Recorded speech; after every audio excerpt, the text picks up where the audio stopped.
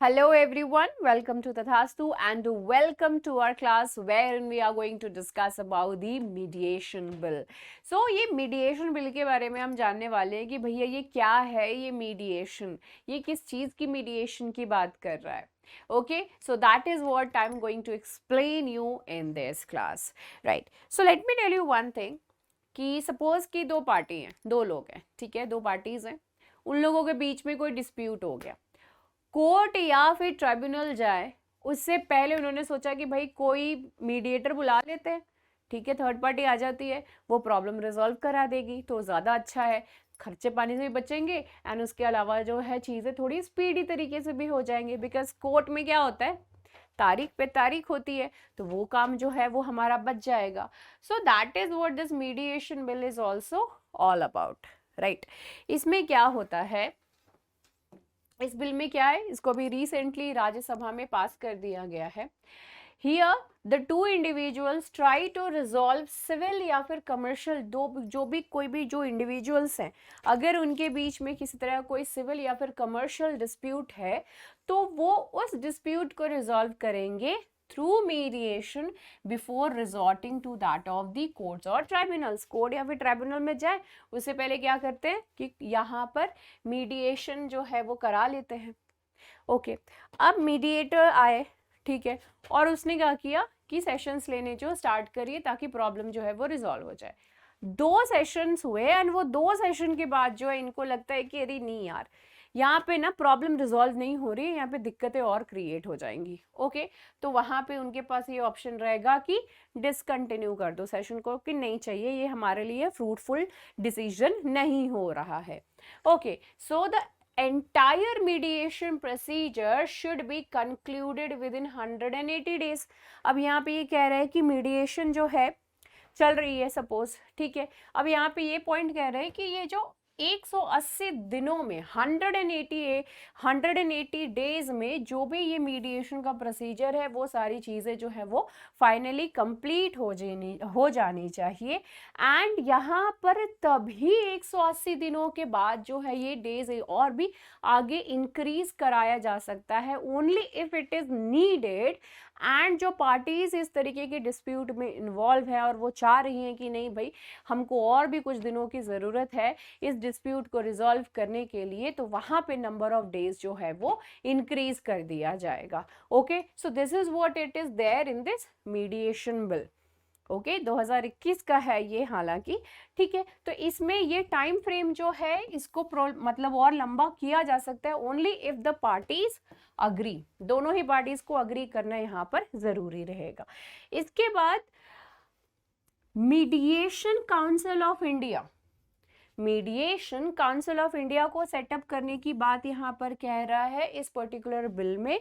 And this council will handle the registration of mediators and the accreditation of the mediation service providers and that of the institutions as well. Okay, so this is what this bill is talking about, the mediation council. The mediation will be there before going to the courts or that of the tribunals. If you don't want to continue, you can discontinue this thing. Both the parties, okay, they can continue, they can discontinue this thing. 180 days resolve कराना, 180 days के अंतर्गत और भी अगर days चाहिए और भी numbers increase करना है यहाँ पे तो यू कैन डू दैट.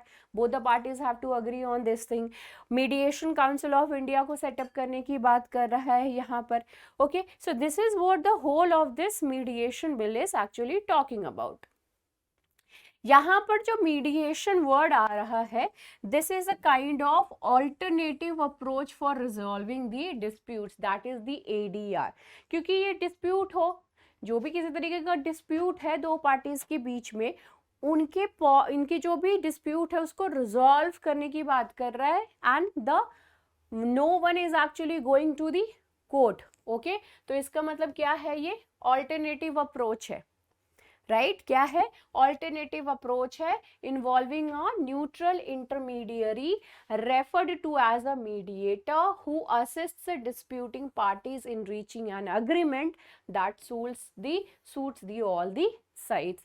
तो इस तरीके का मीडिएशन करने की बात हो रही है कि जहाँ पर कि दोनों पार्टीज हैं वो दोनों ही इस चीज़ को लेकर के अग्री कर रहे हैं कि ठीक है, ये जो बीच का रास्ता दिखाया गया है, ठीक है, we agree to this thing, okay.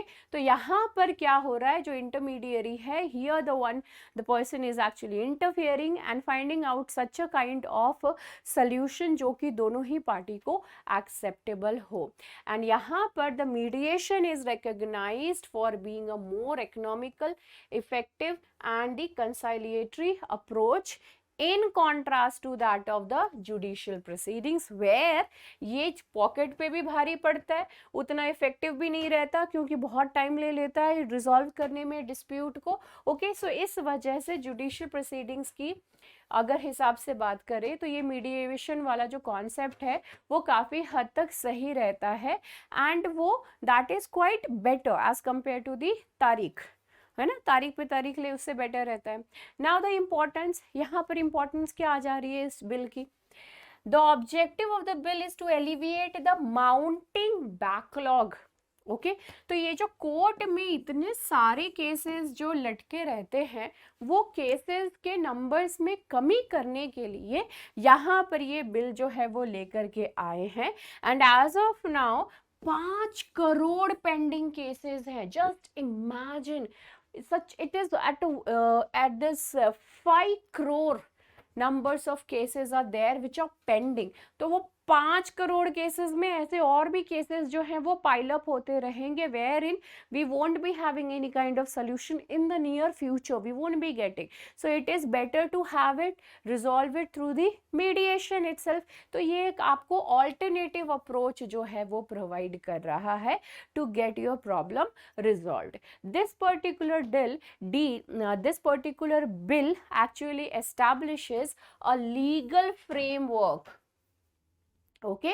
यहाँ पे बिल स्पेसिफिकली लेकर के आने के पीछे रीजन क्या है, इसको एक बिल फ्रेम, ये जो लीगल फ्रेमवर्क देना, यानी कि इसको एक कानून का जो कपड़ा है ना वो पहना देना कि अब कानूनी तौर पे भी ये जो अगर इस तरीके की जो मीडिएशन होती है तो उसको कानूनी तौर पे भी हम जो अप्रूवल देते हैं। सो this is why this bill is actually important, showcasing the government's comprehensive strategy in promoting alternative dispute resolution methodologies, wherein it would be quite helpful for both the parties, and apart from that it would be quite good for them in order to get it resolved in a very quick manner, and that too it will be having the legal framework as well. Now the challenges over here, अब इस चीज को लेकर के challenges क्या हैं?